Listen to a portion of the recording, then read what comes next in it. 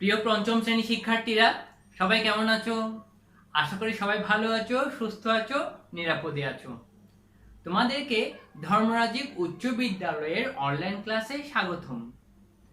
এখন আমি তোমাদের ইংলিশ সেকেন্ড পেপার অংশ থেকে টেন্স নিয়ে আলোচনা করব এবং আমরা গত দুটি ক্লাসে টেন্স নিয়ে আলোচনা করেছিলাম। আমাদের আলোচনা ছিল টেন্স কি, কত প্রকার কি কি এগুলো, তাই না?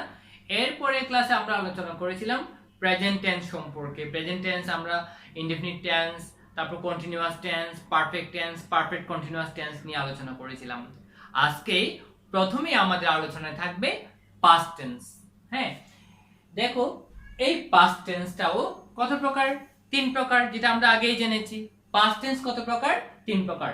Past indefinite tense, past continuous tense, past perfect tense, past perfect continuous tense. এখন এই পাস্ট টেন্সটা কি? সাধারণত আমরা যখন কোনো কাজ অতীতে করে থাকি, সেই অতীত কাজের সময় নির্দেশ করতে আমরা পাস্ট টেন্স ব্যবহার করে থাকি। কোন টেন্স? পাস্ট টেন্স আমরা ব্যবহার করে থাকি। আমি আবার বলছি কথাটা। আমরা যখন অতীতের কোনো কাজ নির্দেশ করি, অর্থাৎ অতীতের কাজ বোঝাতে আমরা পাস্ট টেন্স ব্যবহার করে থাকি। এখন প্রথম আলোচনা আমাদের থাকবে পাস্ট ইনডেফিনিট টেন্স। এখন পাস্ট ইনডেফিনিট টেন্স কাকে বলে বা পাস্ট ইনডেফিনিট টেন্স কি? দেখো, অতীতকালে কোনো ঘটনা ঘটেছিল বা ঘটতো, এক সময় কোনো একটা ঘটনা ঘটতো বা অতীতকালে কোনো ঘটনা ঘটেছিল, যার ফল এখন আর বর্তমানে নেই। এই ধরনের কাজের ক্ষেত্রে আমরা past tense, past indefinite tense ব্যবহার করে থাকি। অর্থাৎ এই ধরনের ভার্বই হয় কোন টেন্সে? পাস্ট ইনডেফিনিট টেন্সে। এখন এই পাস্ট ইনডেফিনিট, প্রথমে আমরা লিখব পাস্ট ইনডেফিনিট টেন্সে স্ট্রাকচার। Past indefinite tense. হ্যাঁ, এখন আমরা কি করব? পাস্ট ইনডেফিনিট টেন্সের স্ট্রাকচারটা লিখব। দেখো স্ট্রাকচার কেমন হয়। প্রথমে সাবজেক্ট, প্রথমে কি হবে? সাবজেক্ট। সাবজেক্টের পর হবে ভার্ব এ, পাস্ট ফর্ম, তারপর হবে অবজেক্ট বা সেন্টেন্সের বাকি অংশ, অবজেক্ট অথবা এক্সটেনশন অথবা সেন্টেন্সের বাকি অংশ। তাহলে প্রথমে কি হবে? সাবজেক্ট প্লাস ভার্ব এ পাস্ট ফর্ম প্লাস সেন্টেন্সের বাকি অংশ। আর এটাই হচ্ছে পাস্ট ইনডেফিনিট টেন্সের অ্যাফার্মেটিভ সেন্টেন্সের স্ট্রাকচার। কোন ধরনের সেন্টেন্সের? অ্যাফার্মেটিভ সেন্টেন্সের স্ট্রাকচার। এখন যদি আমরা কোন একটি সেন্টেন্স নিই, ধরো উই ওয়েন্ট টু স্কুল। আমরা স্কুলে গিয়েছিলাম। যদিও বা তোমরা স্কুলে এসেছিলে প্রায় 8 মাস আগে, তারপর আমি সেটা, হ্যাঁ এটাও কিন্তু পাস্ট টেন্স, যেহেতু অনেক আগেই তুমি স্কুলে এসেছিলে বা স্কুলে গিয়েছিলে, তাই না? তাহলে এটা হচ্ছে কি? Past indefinite tense. তাহলে দেখো উই ওয়েন্ট টু স্কুল, আমি এখানে 8 months ago, এটা আমি লিখলাম না, আমি লিখলাম yesterday।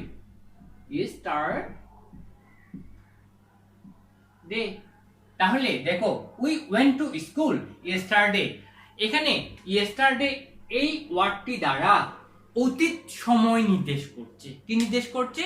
অতীত সময় নির্দেশ করছে। সাধারণত পাস্ট ইনডেফিনিট টেন্সের ক্ষেত্রে তোমরা দেখতে পাবে অতীত সময়, অর্থাৎ এখানে অতীত সময় নির্দেশ করা থাকবে, অতীতে কোনো ঘটনা ঘটেছিল তা বোঝাতে গিয়েই আমরা পাস্ট ইনডেফিনিট টেন্স ব্যবহার করে থাকব। এবার আমরা লিখব নেগেটিভ সেন্টেন্সের স্ট্রাকচার। যদি সেন্টেন্সটা যদি নেগেটিভ হয় তাহলে কি হবে? নেগেটিভ সেন্টেন্সের ক্ষেত্রে প্রথমে সাবজেক্ট ঠিক থাকবে, তারপর অক্সিলারি ভার্ব ব্যবহার করতে হবে। আমরা প্রেজেন্ট ইনডেফিনিট টেন্সের ক্ষেত্রে অক্সিলারি ভার্ব কি ব্যবহার করেছিলাম? ডু নট অথবা ডু অথবা ডাস, এবং তারপর নট ব্যবহার করেছিলাম। কি ব্যবহার করেছিলাম? ডু অথবা ডাস, তারপর আমরা নট ব্যবহার করেছিলাম। এবার যেহেতু এটা পাস্ট টেন্স অর্থাৎ পাস্ট ইনডেফিনিট টেন্স, সেই কারণে আমরা এখানে ডো ব্যবহার করতে পারবো না, ডাসও ব্যবহার করতে পারবো না। এবার আমাকে ব্যবহার করতে হবে ডিড। তাহলে এবার আমাকে কি ব্যবহার করতে হবে? ডিড। এবার হবে ডিড নট। অর্থাৎ নট এর পূর্বে অবশ্যই অক্সিলারি ভার্ব ব্যবহার করতে হবে, কারণ অক্সিলারি ভার্ব ছাড়া নট ব্যবহার করা যাবে না। অক্সিলারি ভার্ব ছাড়া নট ব্যবহার করা যাবে না। এই কারণে নট এর পূর্বে অক্সিলারি ভার্ব ব্যবহার করতে হবে। কিন্তু প্রেজেন্ট ইনডিফিনিট টেন্সের অ্যাফার্মেটিভ সেন্টেন্সের স্ট্রাকচারে কোনো অক্সিলারি ভার্ব নেই, তাই এখানে কি ব্যবহার করতে হবে? ডিড ব্যবহার করতে হবে অক্সিলারি ভার্ব হিসেবে। তাহলে subject plus did plus not. তবে এখানে আর ভার্বের পাস্ট ফর্ম লেখা যাবে না। এখানে ভার্বের পাস্ট ফর্ম লেখা যাবে না। এখানে লিখতে হবে ভার্ব এর প্রেজেন্ট ফর্ম তথা বেস ফর্ম। প্রেজেন্ট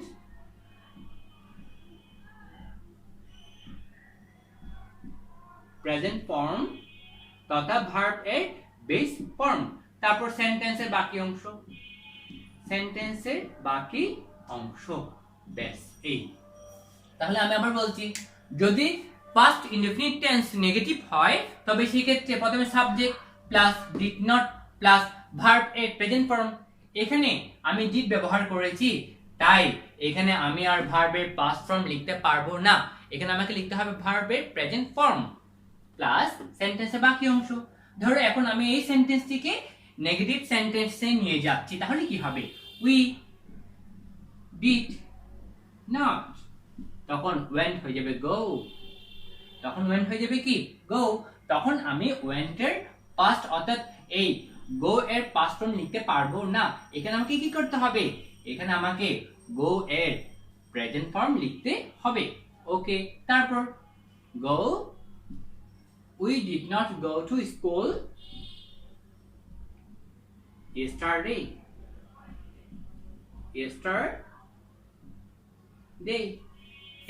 এইভাবে কি করতে হবে? এইভাবে অ্যাফার্মেটিভ সেন্টেন্সকে নেগেটিভ সেন্টেন্সে রূপান্তর করতে হবে। এবার হলো ইন্টারোগেটিভ সেন্টেন্স। এখন আমরা যদি ইন্টারোগেটিভ সেন্টেন্স লিখি, ইন্টারোগেটিভ সেন্টেন্স আমি সংক্ষিপ্ত রূপ লিখছি, কিন্তু সেক্ষেত্রে প্রথমে আমাকে অক্সিলারি ভার্ব ব্যবহার করতে হবে। তাহলে অক্সিলারি ভার্ব হিসেবে কি ব্যবহার করব? ডিড। তারপর সাবজেক্ট, হ্যাঁ, তারপর হবে ভার্ব এর প্রেজেন্ট ফর্ম। ভার্ব এর কি ফর্ম? ভার্ব এর প্রেজেন্ট ফর্ম। তারপর সেন্টেন্সের বাকি অংশ লিখে কি করতে হবে? প্রশ্নবোধক চিহ্ন ব্যবহার করতে হবে। তাহলে কি প্রথমে ডিড প্লাস সাবজেক্ট প্লাস ভার্বের প্রেজেন্ট ফর্ম প্লাস সেন্টেন্সের বাকি অংশ লিখে তারপর প্রশ্নবোধক চিহ্ন ব্যবহার করতে হবে। এরপর এখন দেখো, আমি যদি এই সেন্টেন্সটিকে ইন্টারোগেটিভ সেন্টেন্স রূপান্তর করি তাহলে কি হবে? প্রথমে ডিড, তারপর উই, তারপর গো টু স্কুল yesterday,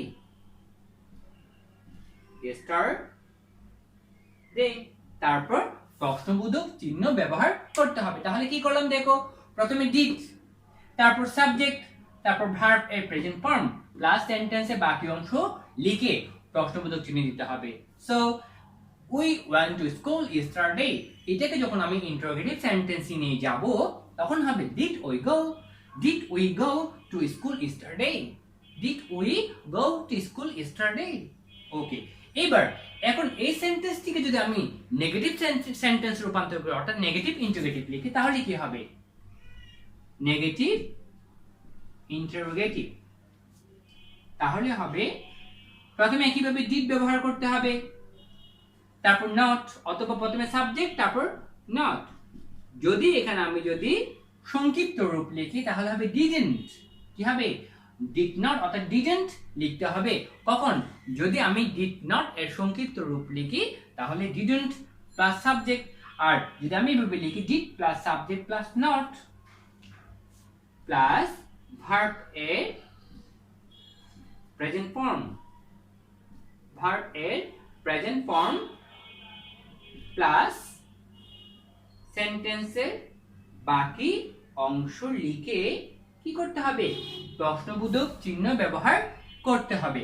তাহলে এখন এই সেন্টেন্সটিকে আমি নেগেটিভ ইন্টিগ্রেটিভ সেন্টেন্সে লিখলে কি হবে দেখো, did we not go to school yesterday?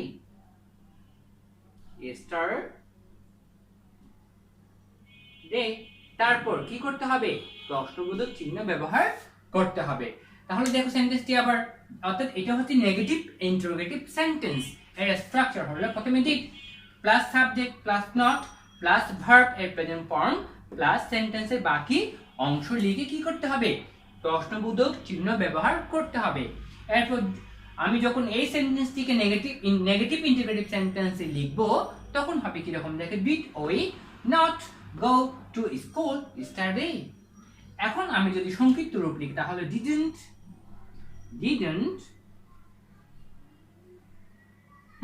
we go to school yesterday?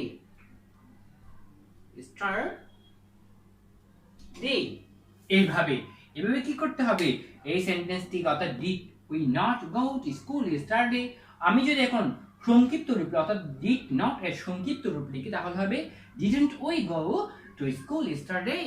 এভাবে আমাদের কি করতে হবে, নেগেটিভ ইন্টিগ্রেটিভ সেন্টেন্স তৈরি করতে হবে। ওকে, আমি আবার পড়ছি। প্রথমে পাস্ট ইনডেফিনিট টেন্স এর স্ট্রাকচার, অর্থাৎ অ্যাফার্মেটিভ সেন্টেন্সের স্ট্রাকচার সাবজেক্ট প্লাস ভার্বের পাস্ট ফর্ম প্লাস সেন্টেন্সের বাকি অংশ। এখন যদি সেন্টেন্সে নেগেটিভ হয় তাহলে হবে কি, subject plus did not plus ভার্বের প্রেজেন্ট ফর্ম প্লাস সেন্টেন্সের বাকি অংশ। এখন এই সেন্টেন্সটা যদি ইন্টারোগেটিভ হয় তবে সেক্ষেত্রে হবে ডিড প্লাস সাবজেক্ট প্লাস ভার্বের প্রেজেন্ট ফর্ম প্লাস সেন্টেন্সের বাকি অংশ লিখে প্রশ্নবোধক চিহ্ন ব্যবহার করতে হবে। এখন নেগেটিভ ইন্টিগ্রেটিভ লিখলে কি হবে, did plus subject plus not plus ভার্বের প্রেজেন্ট ফর্ম প্লাস সেন্টেন্সের বাকি অংশ। এখন ডিড নট এর সংক্ষিপ্ত রূপ লিখলে হবে ডিডন্ট প্লাস সাবজেক্ট প্লাস ভার্বের প্রেজেন্ট ফর্ম প্লাস সেন্টেন্সের বাকি অংশ লিখে প্রশ্নবোধক চিহ্ন ব্যবহার করতে হবে। এই হচ্ছে পাস্ট ইনডেফিনিট টেন্সের বিভিন্ন অ্যাফার্মেটিভ, নেগেটিভ, ইন্টারোগেটিভ এবং নেগেটিভ ইন্টারোগেটিভ সেন্টেন্সের স্ট্রাকচার। এবার আমরা দেখব past continuous tense. Past continuous tense, past continuous tense.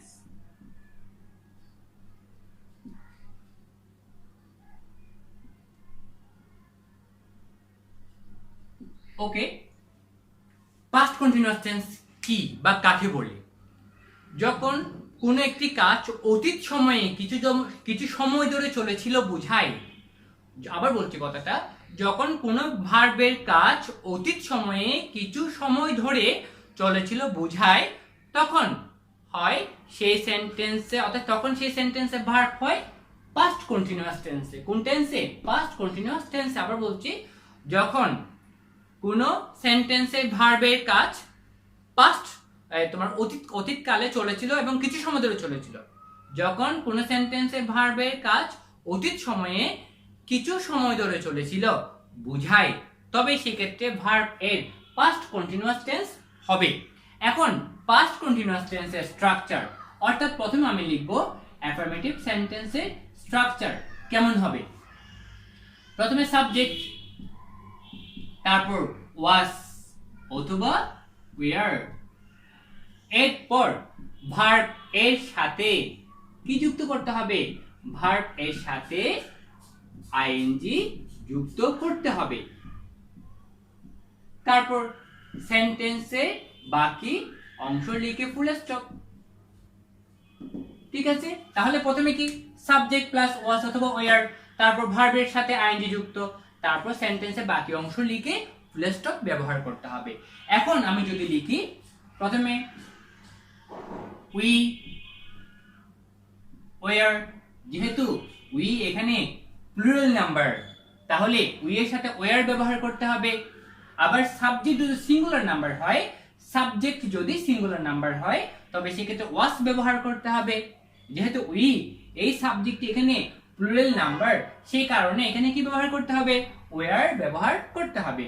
We were going to school. We were going to school yesterday। অর্থাৎ ওই সেন্টেন্সটাকে আমি তৈরি করলাম। Okay, we were going to school yesterday। তুমি yesterday এখানে ব্যবহার নাও করতে পারো, অথবা এখানে কোনো একটা সংক্ষিপ্ত সময় ব্যবহার করতে পারো, ফর 1 hours, অর্থাৎ ফর 1.5 hours, অথবা ফর হাফ অ্যান আওয়ার্স। ওকে, যাক আমরা এখানে সংক্ষিপ্ত একটা সময় ব্যবহার করতে পারি, ধরো ফর 20 মিনিটস। ওকে, যাক আমি এটা ইউজ করলাম না। অর্থাৎ অতীতকালে কোনো কাজ যদি কিছু সময় ধরে চলে তখন ভার্বের কোন টেন্স হয়? পাস্ট কন্টিনিউয়াস টেন্স হয়। Okay, we are going to school, এরপর ফুল স্টপ। এখন এই সেন্টেন্সটা যদি নেগেটিভ হয় তবে সেক্ষেত্রে কি হবে? নেগেটিভ হলে তবে সেই ক্ষেত্রে স্ট্রাকচার হবে প্রথমে সাবজেক্ট, তারপর ওয়াজ অথবা ওয়ার, এরপর হবে নট, এরপর কি হবে? নট ব্যবহার করতে হবে। তারপর একইভাবে ভার্ব এর সাথে কি করতে হবে? আইএনজি যুক্ত করতে হবে। ভার্বের সাথে কি করতে হবে? আইএনজি যুক্ত করতে হবে। তারপর সেন্টেন্সের বাকি অংশ লিখে ফুল স্টপ ব্যবহার করতে হবে। তাহলে কি হবে? প্রথমে সাবজেক্ট প্লাস ওয়াজ অথবা ওয়্যার, নট প্লাস ভার্বের সাথে আইএনজি যুক্ত প্লাস বাকি সেন্টেন্সের বাকি অংশ লিখে ফুল স্টপ। এটা হচ্ছে নেগেটিভ সেন্টেন্সের স্ট্রাকচার।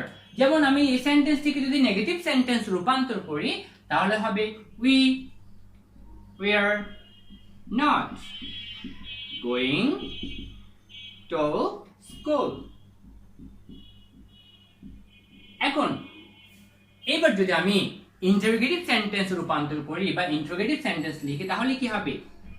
ইন্টারোগেটিভ সেন্টেন্স এর ক্ষেত্রে আমরা জানি ইন্টারোগেটিভ সেন্টেন্স যখন তৈরি করি তখন অক্সিলারি ভার্বটিকে সামনে নিয়ে আসি। এখন এখানে অক্সিলারি ভার্ব আছে, তাহলে এই অক্সিলারি ভার্বকেই সেন্টেন্সের শুরুতে ব্যবহার করতে হবে, ওয়াজ অথবা ওয়্যার। সাবজেক্ট যদি সিঙ্গুলার নাম্বার হয় তাহলে ওয়াজ, সাবজেক্ট যদি প্লুরাল নাম্বার হয় তাহলে ওয়্যার। তারপর এরপর হবে সাবজেক্ট, তারপর ভার্ব এর সাথে আইএনজি যুক্ত করতে হবে প্লাস সেন্টেন্সের বাকি অংশ লিখে প্রশ্নবোধক চিহ্ন ব্যবহার করতে হবে। কি ব্যবহার করতে হবে? প্রশ্নবোধক চিহ্ন ব্যবহার করতে হবে। তাহলে কি হবে? সেন্টেন্সের স্ট্রাকচার ওয়াজ অথবা ওয়্যার, তারপর সাবজেক্ট প্লাস ভার্বের সাথে আইএনজি যুক্ত করে সেন্টেন্সের বাকি অংশ লিখে প্রশ্নবোধক চিহ্ন ব্যবহার করতে হবে। এখন আমি যদি এই সেন্টেন্সটিকে ইন্টারোগেটিভ সেন্টেন্স রূপান্তর করি তাহলে কি হবে? প্রথমে ওয়্যার, হ্যাঁ, তারপর উই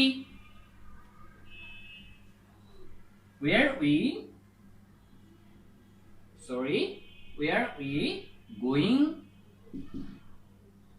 টু স্কুল, তারপর প্রশ্নবোধক চিহ্ন ব্যবহার করতে হবে। ঠিক আছে, এবার আমরা দেখব নেগেটিভ ইন্টারোগেটিভ সেন্টেন্স কেমন হয়। যদি সেন্টেন্সটা যদি নেগেটিভ হয় তবে নেগেটিভ ইন্টারোগেটিভ সেন্টেন্সটা হবে প্রথমে কিভাবে? ওয়াজ অথবা ওয়্যার ব্যবহার করব, তাই না? তারপর সাবজেক্ট, এরপর নট, তারপর ভার্ব এর সাথে আইএনজি যুক্ত করে সেন্টেন্সের বাকি অংশ লিখতে হবে। তারপর কি করতে হবে? প্রশ্নবোধক চিহ্ন ব্যবহার করতে হবে। তাহলে কি হবে? দেখো, ওয়াজ অথবা ওয়্যার, তারপর সাবজেক্ট প্লাস নট, এরপর ভার্ব এর সাথে আইএনজি যুক্ত করে তারপর কি করতে হবে? সেন্টেন্সের বাকি অংশ লিখে প্রশ্নবোধক চিহ্ন ব্যবহার করতে হবে। তাহলে আমরা এখন এই সেন্টেন্সটিকে যদি এখন নেগেটিভ ইন্টারোগেটিভ লিখি তাহলে কি হবে? We not going to school, going to school, তারপর প্রশ্নবোধক চিহ্ন, হ্যাঁ, এইভাবে আমাদের কি করতে হবে, পাস্ট কন্টিনিউয়াস টেন্সের অ্যাফার্মেটিভ, নেগেটিভ, ইন্টারোগেটিভ এবং নেগেটিভ ইন্টারোগেটিভ সেন্টেন্সের স্ট্রাকচার সম্পর্কে জানতে হবে। তাহলে আমি আবার পড়ছি, পাস্ট কন্টিনিউয়াস টেন্সের স্ট্রাকচার, অ্যাফার্মেটিভ সেন্টেন্সের স্ট্রাকচার হবে সাবজেক্ট প্লাস ওয়াজ অথবা ওয়্যার প্লাস ভার্বের সাথে আইএনজি যুক্ত করে সেন্টেন্সের বাকি অংশ লিখতে হবে। নেগেটিভ যদি হয় তবে সাবজেক্ট প্লাস ওয়াজ অথবা ওয়্যার এর পরে নট ব্যবহার করতে হবে এবং তারপর ভার্বের সাথে আইএনজি যুক্ত করে সেন্টেন্সের বাকি অংশ লিখে ফুল স্টপ ব্যবহার করতে হবে। এখন ইন্টারোগেটিভ সেন্টেন্স যদি হয় সেক্ষেত্রে ওয়াজ অথবা ওয়্যার তারপর সাবজেক্ট প্লাস ভার্ব এর সাথে আইএনজি যুক্ত করে সেন্টেন্সের বাকি অংশ লিখে প্রশ্নবোধক চিহ্ন ব্যবহার করতে হবে।